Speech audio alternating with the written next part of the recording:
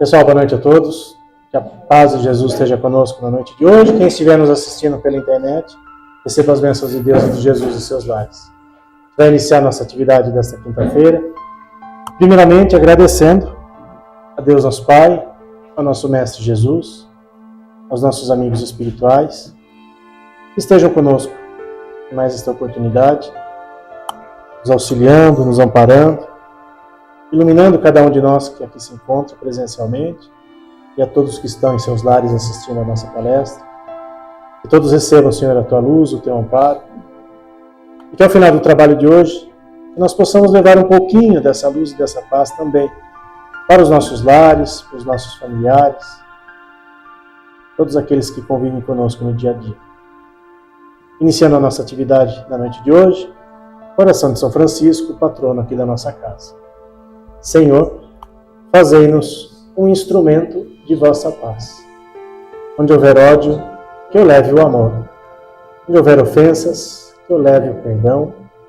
Onde houver discórdias, que eu leve a união. Onde houver dúvidas, que eu leve a fé. Onde houver erros, que eu leve a verdade. Onde houver desespero, que eu leve a esperança. Onde houver tristezas, que eu leve a alegria. Onde houver trevas, que eu leve a luz. Ó Mestre, fazei que eu procure mais consolar que ser consolado, mais compreender que ser compreendido, e mais amar que ser amado. Pois é dando que se recebe, é perdoando que se é perdoado, e é morrendo que se vive para a vida eterna. Que assim seja.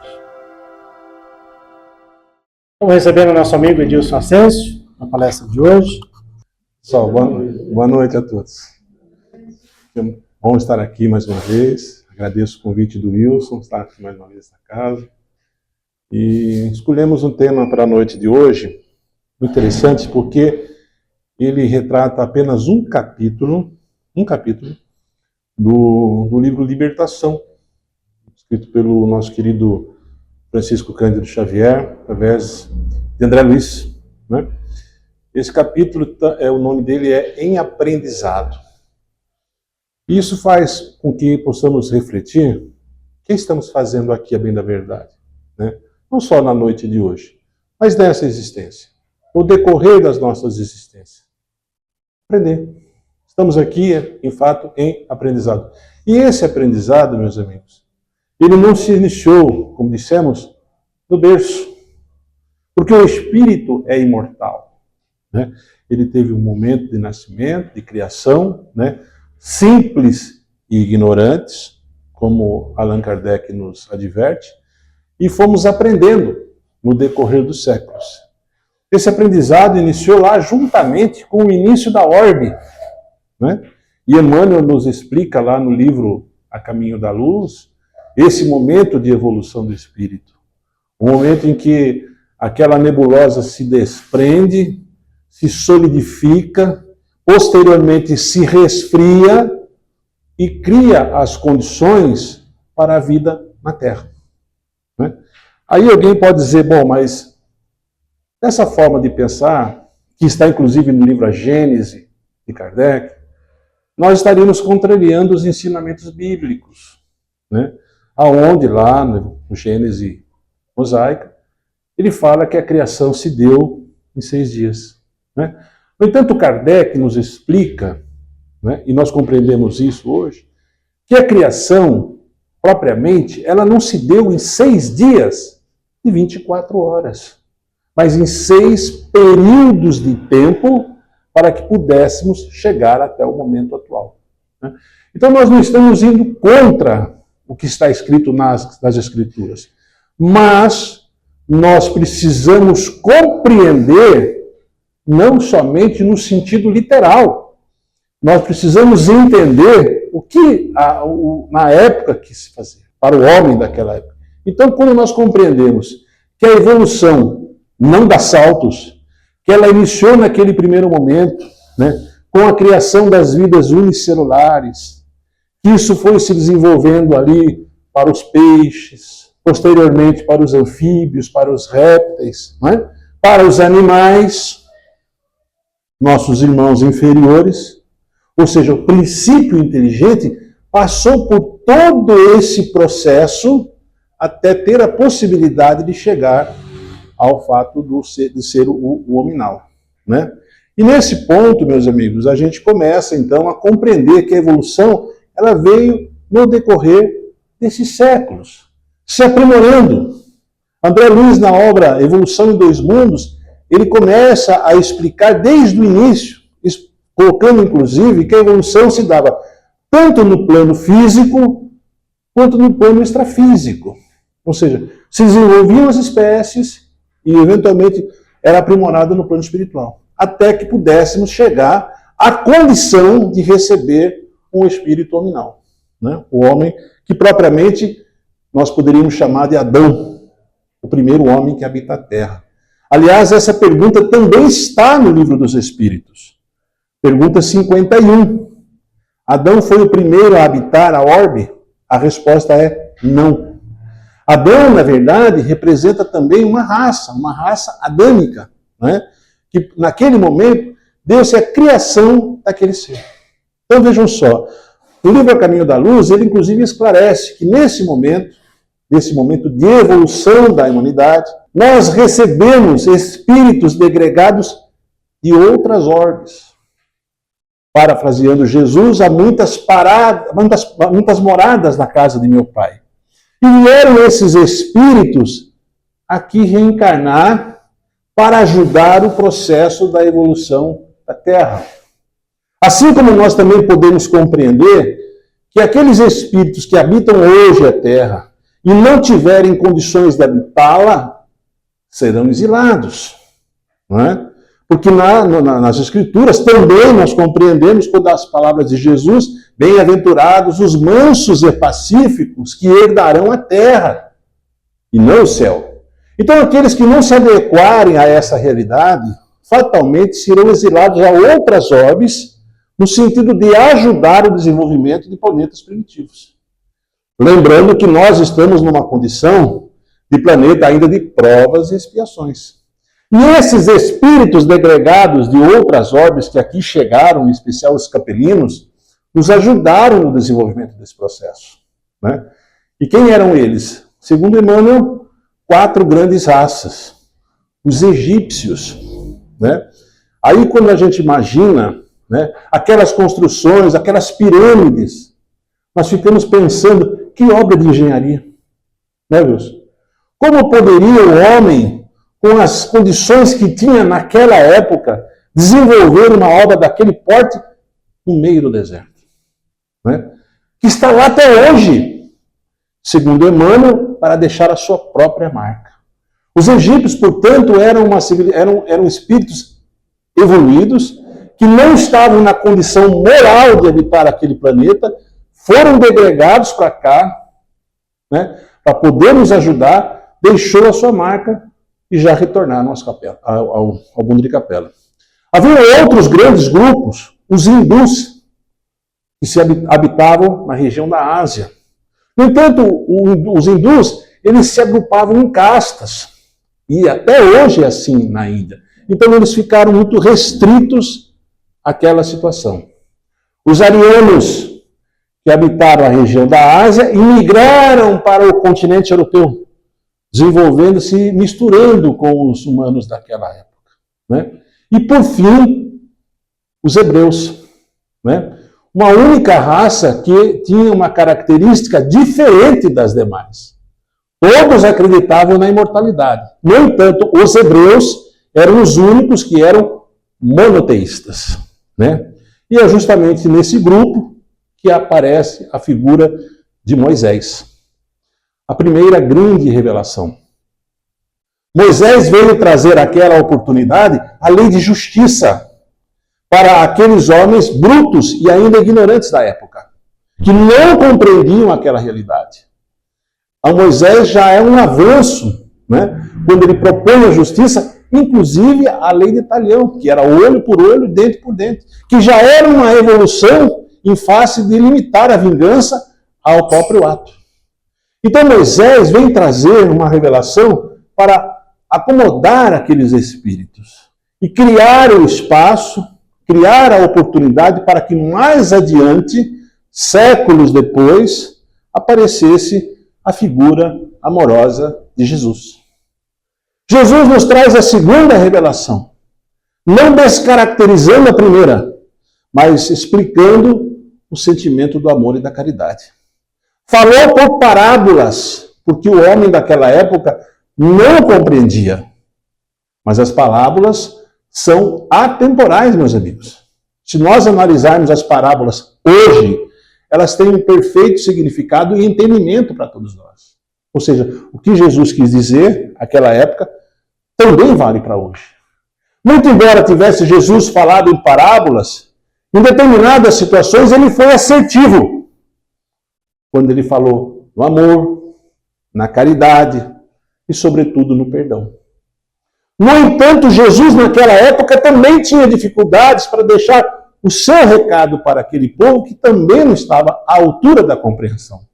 Eu fico perguntando se hoje nós estamos à altura dessa compreensão. Talvez ainda não. Né? Por isso, ele asseverou no Evangelho de João: eu rogarei ao Pai que enviará um outro Consolador, que à época oportuna descortinará o véu e trará novas revelações. Então vejam, nós estamos num processo contínuo de aprendizado durante os séculos. Né? E aí aparece, no momento oportuno, a terceira revelação, o Espiritismo, né? Codificado e organizado por Allan Kardec, que por sua vez também não fecha a questão. O Espiritismo, na obra de Kardec, é a constituição, é a obra magna do Espiritismo, da doutrina espírita.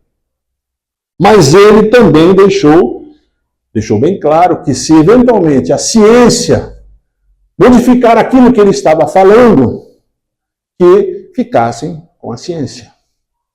E aí, meus amigos, o processo não cessa aí, porque a evolução é constante. Anos depois, outros espíritos missionários se achegam. Né? E entre eles, na minha opinião, um dos maiores, Francisco Cândido Xavier. Nasceu lá em 1910, em Pedro Leopoldo, Minas Gerais, uma cidade pequena, cuja missão dele era escrever livros.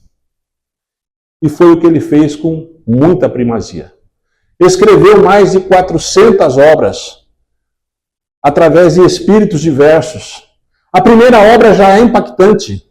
A primeira obra ele escreve com 22 anos de idade, Parnaso de Além Túmulo. Uma obra em que ele reúne mais de 50 poetas brasileiros e portugueses. Monteiro Lobato, quando tem acesso à obra, fala: olha, se esse homem escreveu essa obra, é preciso dar um assento a ele à Academia Brasileira de Letras. Mas a obra não era de Chico. A obra era um dos espíritos, assim como Kardec. Né? E espíritos missionários atuaram ao lado de Francisco Cândido Xavier pelo compromisso moral e disciplina que ele possuía. E vários fizeram isso. E entre eles, um que me chama também muita atenção é o espírito de André Luiz.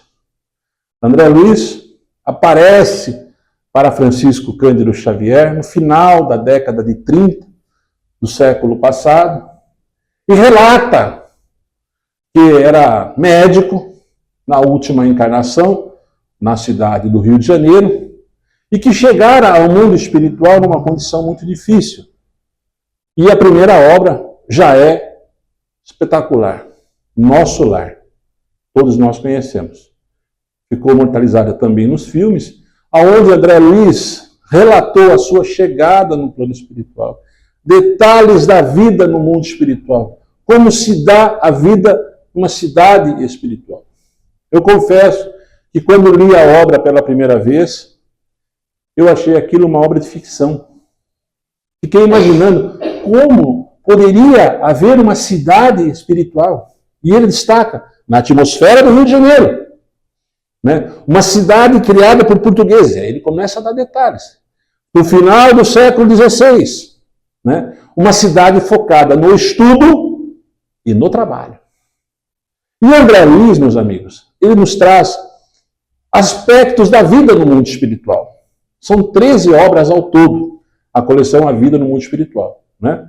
Onde ele relata, desde a primeira obra até a última, como se dá, o que ocorre com o espírito após o desencarne. E o que mais me chama a atenção no André Luiz é que ele traz aspectos do cotidiano, do dia a dia, não só da vida no mundo espiritual, mas nossa enquanto encarnados, né? E ele praticamente atua como um repórter no mundo espiritual. Nós estamos fazendo um trabalho junto a alguns companheiros adictos a uma casa aqui em Araçoiaba da Serra, e lá nós estamos estudando o Nosso Lar, essa obra que foi editada por Chico Xavier. E quando nós começamos a estudar o Nosso Lar, e lá na casa, a maioria, ou quase a totalidade, não é espírita, né? Me pareceu um pouco inoportuno, mas as pessoas que comandavam, olha, vamos estudar o Nosso Lar, né? E quando nós começamos a estudar o Nosso Lar, um dos nossos companheiros lá, adicto, que estava lá internado, e ainda está até hoje, ele fez uma pergunta, ele falou, olha, esse André Luiz, aí, esse sujeito aí que você vai contar a história dele, ele tem alguma coisa a ver com nós aqui, com a nossa vida? Eu fiquei imaginando, né? Falei, rapaz, tem tudo a ver. André Luiz é um cidadão como a gente, que errou, mas no mundo espiritual procurou reparar os seus erros, né? E trazer essas informações. E aí ele traz Nosso Lar, depois traz os mensageiros, nós já tratamos aqui, quando ele fala dos médiuns, em especial os médiuns que assumem o compromisso no mundo espiritual e não compreendem a missão aqui. O livro Missionários da Luz, que é o terceiro, né? E nós estávamos tratando desse livro chamado Libertação, nesse único capítulo chamado Aprendizado. E esse livro é muito interessante, porque narra a história de Gregório, que foi Papa da Igreja Católica, desencarnou, foi para o mundo espiritual e lá se asseverou da condição de grande juiz. Gregório era um juiz no mundo espiritual, né? Ocorre que ele, desviado da Igreja Católica, fazia justiça com as próprias mãos.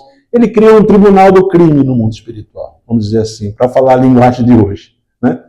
Ele fazia a sua própria justiça e percebeu que isso teria consequências.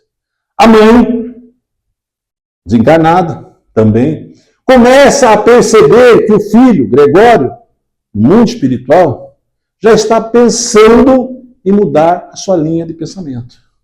Então, combina com Gúbio e André Luiz para que vá até a cidade onde está Gregório, a fim de convencê-lo, de ajudá-lo, de esclarecer a Gregório sobre aquela condição. E eles vão, ao lado de Eloy, André e Gúbio, vão a essa cidade espiritual. Uma cidade em que André Luiz caracteriza uma paisagem horrenda. E aí eles chegam lá e encontram Gregório. Ocorre que Gregório estava exercendo um processo obsessivo sobre uma pessoa que estava encarnada. Era esse o objetivo da missão. Margarida. Então eles pedem permissão a Gregório para que possam vir à Terra e acompanhar o que estava acontecendo com Margarida. E eles vêm. E quando esse grupo chega à casa de Margarida, encontra ela, uma moça, prostrada na cama. E vejam, esse livro foi escrito em 1945, tem mais de 80 anos. Ela estava lá, sem energia, sem condições físicas. O marido levava ela no médico, não dava nada. Não sabia, não tinha diagnóstico que identificasse aquela doença. Ele não usa a palavra depressão, porque provavelmente nessa época não se utilizava esse termo. Mas ela estava lá. Porque ela estava sendo obsediada por mais de 60 espíritos. Todos amando de Gregório. Liderados por Saldanha, que estava lá cumprindo essa missão. E o André fica espantado quando ele vê aquela cena. A moça está sendo obsidiada por mais de 60 espíritos. Ela não tinha condições nenhuma, né? E aí começa o aprendizado. Lúcio, o benfeitor da obra, começa então a relatar o porquê daquilo estava acontecendo. E ele diz: André, em primeiro lugar, porque a casa não possuía proteção. O espírito não estava devidamente protegido. Não havia na casa o culto ao evangelho no lar.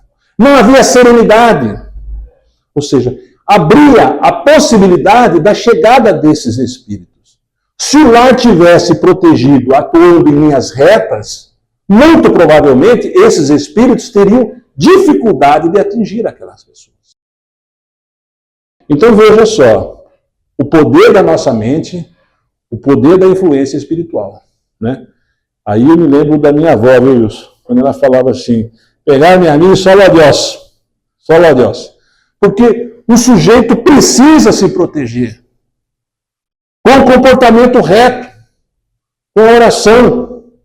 De maneira que essa forma impede a chegada e a sintonia com os maus espíritos. A casa não tinha proteção.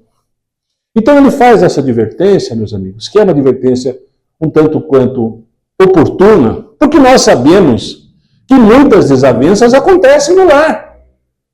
Ou não é assim? Nas nossas famílias. Porque o que é a família propriamente, se não a escola das almas? Os espíritos que lá se encontram estão em processo de reparação. Quando Jesus faz a pergunta, quem é minha mãe, quem são meus irmãos? Se nós olharmos sobre o aspecto do espiritismo, nós poderíamos compreender a face da reencarnação, que um espírito que está conosco hoje pode ser tido um espírito avesso da situação anterior. E vias de regra é. Via de regra, ele está lá porque ele precisa estar. O próprio Chico fala, ninguém erra de endereço. Ou seja, se está no seu lar, se está na sua casa, precisa estar. Ame mais. Compreenda que aquele espírito está no momento dele, que todos nós temos o livre-arbítrio, que se está lá é porque nós precisamos dele e ele precisa de nós. Quando pedimos paciência a Deus, ele dá um espírito difícil na nossa vida. Ou não é assim? Está lá, está no nosso lar, está junto conosco, para o nosso aprendizado e para a evolução dele próprio. Não é? Então, muitas desavenças do lar acabam gerando situações que permitem a chegada de espíritos nessa sintonia. Então, ele faz essa advertência. Por outro lado, ele vai se encontrar com aquele que era o obsessor mor. Era Saldanha. E o Gubo pergunta, Saldanha, você tem algo contra essa moça, contra a Margarida?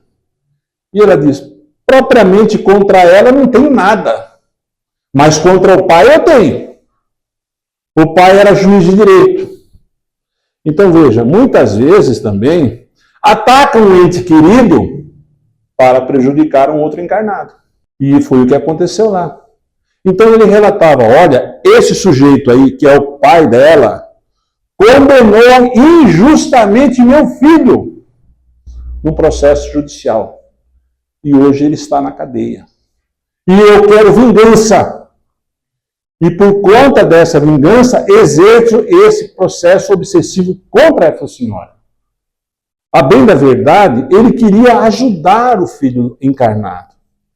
E a única forma que ele conhecia de ajudar era se vingar.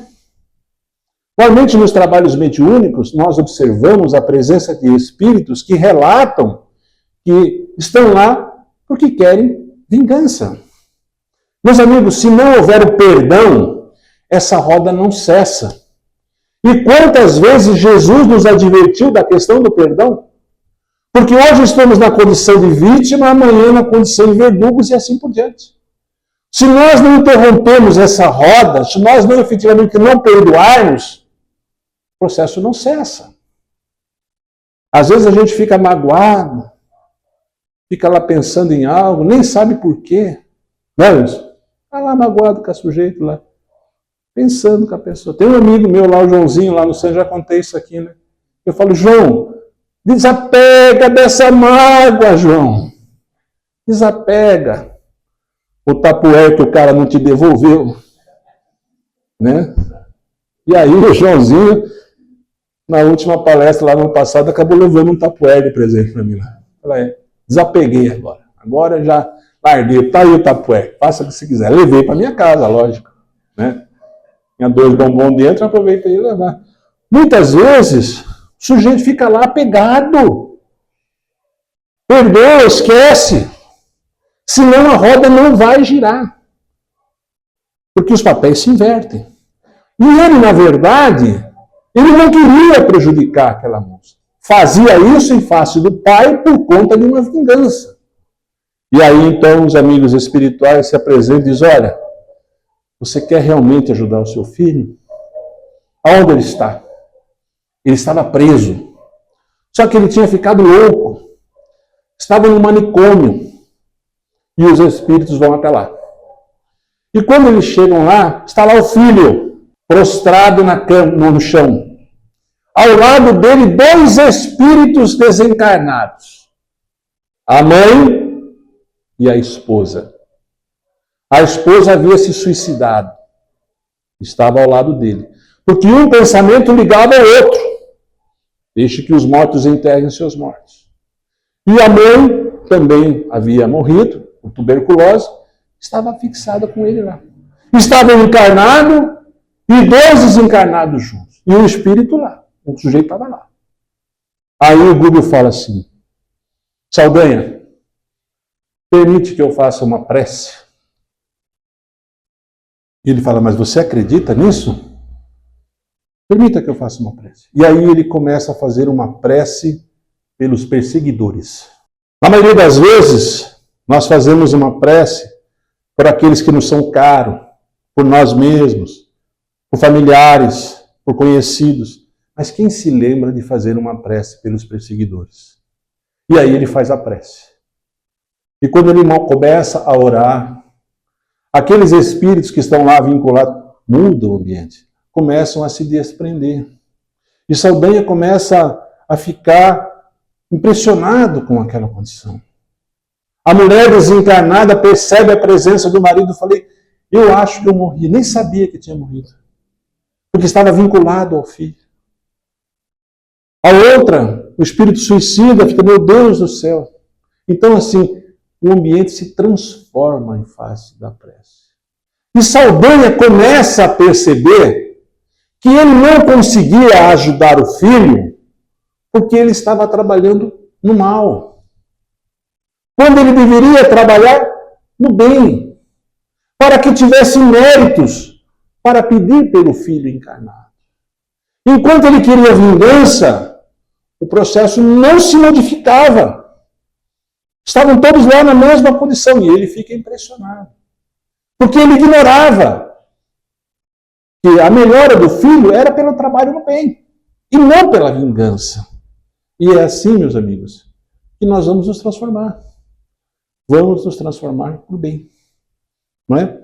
E aí ele fica impressionado com aquela situação. Impressionado porque ele percebe o quanto ele estava equivocado. Né? Ou seja, se ele tivesse atuado de maneira diferente, provavelmente já tinha ajudado o filho. Retornam à casa onde estava Margarida, ele já convencido de que ele estava equivocado, que o processo obsessivo teria que cessar, porque não funcionaria, né? Que ele havia se equivocado. E ali começa a dar detalhes muito interessantes daquele processo obsessivo. O médico, quando aparece lá, os amigos já dizem, olha, o médico não vai conseguir resolver, o problema é espiritual. O problema não é problema físico. Existem problemas físicos, mas existem também problemas relacionados à espiritualidade. Dona Iracema, quando eu frequentava lá o Santo Agostinho, ela falava para mim, ó, se eu ficar doente, leve-o no médico, não traga aqui no centro. Né? Mas existem problemas espirituais que precisam ser enfrentados. E nós conhecemos muitos deles quando chegamos à casa espírita. E observamos, principalmente no atendimento fraterno, que o problema é espiritual, que precisa ser interrompido pelo próprio encarnado, que compete modificar o seu comportamento e as suas atitudes para que o desencarnado não esteja ali exercendo o processo da obsessão. Quando nós vamos lá na clínica, nós explicamos para eles. Olha, não há bebida no mundo espiritual. Não há drogas no mundo espiritual. Portanto, espíritos que desencarnam nessa condição, eles precisam necessariamente se aproximar daqueles que bebem, aqueles que usam drogas. O que torna muito difícil para o encarnado se libertar daquela condição, porque ele tem uma companhia espiritual. No livro Sexo e Destino há uma passagem muito interessante, e nós temos isso também na internet, um vídeo chamado 2 goles para 3. O camarada chega na casa dele, tinha 2 espíritos lá esperando ele lá. Estava de bote lá. Aí quando eles chegam lá, o sujeito chega em casa, tal, aquela coisa toda, o espírito fala assim, viu, vamos tomar uma. Está na hora. Né? Começa a falar no ouvido do encarnado. E aí ele começa a se coçar. Vou tomar uma, né? É só uma, né? E aí ele vai lá e toma um golinho. E o espírito que está junto inala com ele. O segundo, por sua vez, fala, agora é minha vez. Vamos tomar mais um. E aí vai lá e toma outra. Né? Influência espiritual. Agora, se o sujeito para de beber, se ele resolve tomar essa decisão, e é ele que tem que tomar, não é a mãe dele, nem o pai dele, nem o irmão, é ele que tem que tomar essa decisão, ele deixa de ser companhia para aqueles espíritos encarnados. Quando o espírito se aproxima dele e percebe que ele deixou de beber, ele já não é mais companhia para aquele espírito. E ele se afasta. E assim são os nossos pensamentos. Né? Se nós estamos vinculados ao bem, à caridade, ao trabalho do amor, nós vamos atrair espíritos na mesma condição vibratória. Meus amigos, Francisco Cândido Xavier escreveu mais de 400 obras. Espíritos que se aproximaram dele. Todos no bem. Porque o comportamento dele era reto. Chico não foi só um escritor exemplar. Foi um homem exemplar. Chico está muito à nossa frente. Eu diria que Chico está há séculos à nossa frente. Só essa obra que nós estamos tratando tem 80 anos. Ou seja, é muito provável que Chico só seja descoberto mais adiante. Nós, enquanto espíritas, temos a felicidade de conhecer a obra de Francisco Cândido Xavier. Porque ali, meus amigos, tem detalhes. Detalhes da vida no mundo espiritual, como ela se dá. Que anteriormente não poderia ter sido falado, porque os homens não compreenderiam. E hoje ainda não compreendem. Quando eu li o nosso lar, como eu disse a primeira vez, eu falei, esse Chico aí, ele é meio doidão, hein? Isso aí não está muito batendo bem. Cidade no mundo espiritual. Mas quando a gente observa os detalhes da obra, as informações que ele nos traz, você fala, esse cara não podia ter tirado isso da cabeça dele. As obras, os romances de Chico com Emmanuel são impressionantes na questão dos detalhes. Não é? Você fala, ele não poderia ter essa informação.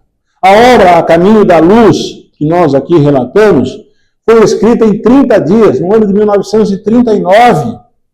Ele dá datas, nome de pessoas, fatos históricos. Alguns deles eu fui checar. Não é possível, cara. Esse cara tem isso na cabeça. Lembre-se, não tinha biblioteca, não tinha Google, não tinha inteligência artificial. Da onde que esse homem pegou essa informação? Não é? Então a gente tem que começar a pensar. Eu posso desconhecer, mas eu não posso ignorar a presença da vida no mundo espiritual. E foi aí então que a gente começa a pensar nisso. E quando André Luiz nos traz detalhes da vida no mundo espiritual, por exemplo, o caso desse médico é um caso muito interessante, porque o médico se apresenta, não consegue diagnosticar a doença da encarnada, mas junto dele estava um enfermeiro espiritual. E aí então o Gruber fala para o André, André, olha só, o médico nunca está sozinho. O médico sempre é intuído, sempre é amparado. Ele sempre recebe as informações necessárias. Se ele tivesse em sintonia, então, o trabalho dele seria muito mais exitoso. E nesse caso, o médico espiritual que acompanha o médico encarnado, fala para ele, viu, fala para a família aí, se ele conhece a doutrina espírita. Fala para ele ir num centro espírita, quem sabe vai ajudar.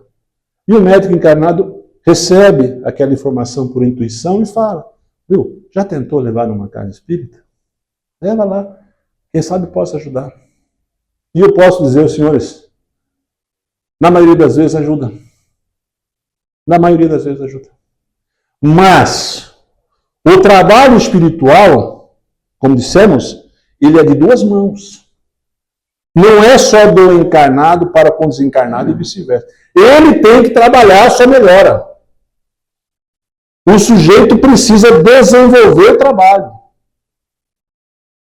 Esses dias eu estava falando sobre isso e a pessoa falou assim, pô, mas mais que eu trabalho, pô? Eu falei, trabalha um pouquinho mais então. Né? Trabalho de... Não, Wilson. Eu trabalho de pedreiro, não. Viu? Não é esse trabalho que eu estou dizendo. Trabalhe a sua melhora interior. A sua modificação. Isso é o ensinamento da doutrina espírita, meus amigos. Não há milagres. O sujeito acha que vai vir à casa espírita e vai melhorar. Via de regra piora. Aconteceu comigo. Eu comecei a vir, as coisas começaram até a se complicar. Mas eu tinha elementos, a partir do momento do conhecimento da doutrina espírita, que me ajudaram naquela situação. Aí eu comecei a compreender o porquê da dor, o porquê do sofrimento. Ou seja, a doutrina espírita, meus amigos, acabou sendo uma ferramenta que eu pude utilizar no momento da dificuldade, para poder entender o motivo da dor. E a dor tem um sentido pedagógico para o espírito. Hoje, quando meu filho fala que está sofrendo por alguma coisa, eu fico contente. Aí, sofra mesmo. Sofra aí. Né? Sofra aí que vai fazer bem para você. Mas não precisa sofrer que nem São Dentista, né, Wilson? Tá louco. É demais. É o sofrimento demais. Né? Mas o sofrimento tem esse fator pedagógico. Porque é ele que nos traz a nossa realidade. Quando a dor se estabelece, é porque o espírito erra o caminho. Ele escolhe, tem as suas escolhas equivocadas. E aí ele é chamado a melhorar. Então, meus amigos, já passei da hora, hein? Nós estamos aqui em aprendizado. É bem da verdade. E há muito o que se aprender. Né? Desde os animais, com as pessoas. Mas só aprende quem tem humildade. Porque o orgulhoso acha que sabe tudo. Isso está fechado ao aprendizado. Não é? Bem-aventurados os pobres de espírito, que verão a Deus. Está lá, o Sermão da Montanha, né? Que são os humildes. Que se abrem ao aprendizado. Que se abre à oportunidade da sua reparação. Admite o seu erro. E muda a sua trajetória. Tá certo, gente? Era isso que eu gostaria de falar, Wilson, na noite de hoje. Agradeço imensamente a oportunidade de estar aqui mais uma vez, pagando minhas contas. Saio com o boleto quitado. Né? Então, eu faço a prece? Então, pessoal, espero que a gente consiga levar um pouquinho desse aprendizado para todos nós, né? Porque eu confesso que o palestrante é o que mais aprende. E eu me cobro, viu? Será que eu estou fazendo aquilo que eu falo? Né? Que nada vale você vir aqui e falar, né? É muito simples você falar, né? Mas e na prática? E o dia a dia? E lá fora? Como é que é? Se alguém fechar o meu carro lá agora, furar meu pneu, será que eu vou conseguir conciliar tudo aquilo que eu estou falando com o meu comportamento lá fora, lá na minha casa, com os meus filhos? Né? Isso a gente precisa levar para a gente, né? Aprendizado o tempo todo. Querido Mestre Jesus, queridos amigos espirituais, nós queremos lhe agradecer por esse momento, por essa oportunidade, agradecer também aos bons espíritos que nos ajudam nesse processo do aprendizado. Que nós possamos, Pai, refletir sobre os nossos atos, sobre os nossos comportamentos, sobre os nossos pensamentos, para que possamos aproveitar essa existência, que é a oportunidade do espírito da sua própria evolução. Para que ao final dessa jornada, chegamos à condição de estar recompensados. Porque sabemos que muitas vezes vamos cair e vamos errar, né? Mas estaremos sempre em aprendizado. Que assim seja.